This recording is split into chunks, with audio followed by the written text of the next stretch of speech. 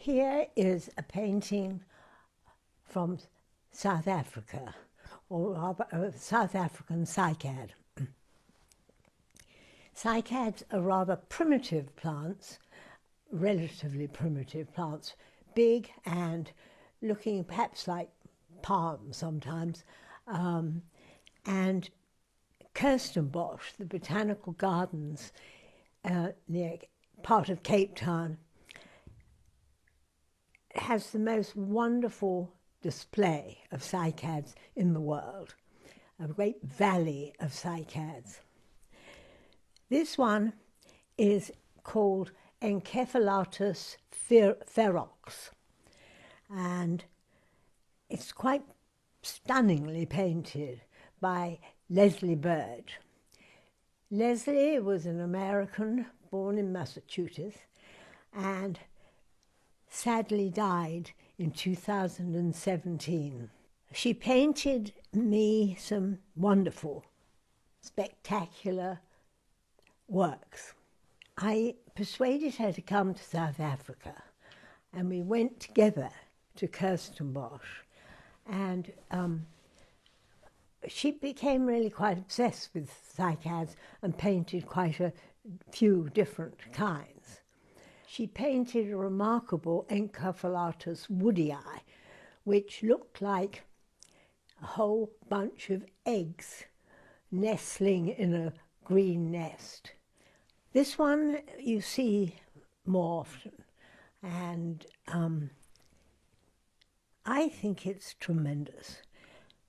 There is marvellous structure here and the very fine, spiky leaflets of these big leaves. There are 3 cones here, very red, and you can see them like this at Kirstenbosch. These red cones, the female cones, are more or less life-size in the painting.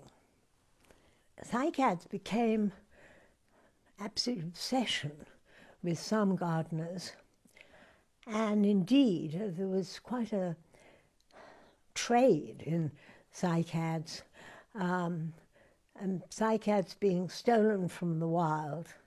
So if you had a cycad sitting in your front yard, you would in fact be running a risk of the cycad thieves. Now I've got 8 works by Leslie, and I think she particularly delighted in cycads, and she painted cycads, taking them not home from South Africa, but taking and being given cycads in the States and filling her apartment with the terrific odour of the cycads when flowering. And she said it was really quite oppressive times. But it clearly takes quite a long time to paint such an elaborate work. I found it very interesting the way she tackled painting a cycad.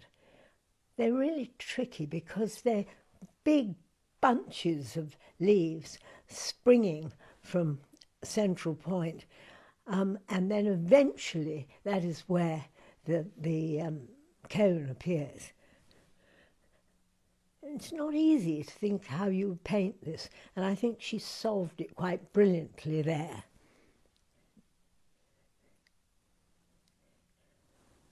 Like many botanical artists, when she got a very large plant to paint, she couldn't get it all in. So she's cut off her leaves, but has got this dramatic effect. This painting has been used to be a template for Wedgwood for a dish, or rather a plate, about this big, which looked rather spectacular and was a favourite. It was for the Japanese market, and so it was never available in Britain. And I've only got two, because Wedgwood were pretty mean with letting one have a sample. And I was asked to correct the colour. Always remember that, actually. Anyway, it's a great pity that Leslie is no longer with us, because I think she had an original approach, and she was a thinking botanical artist. And I've always enjoyed what she's done.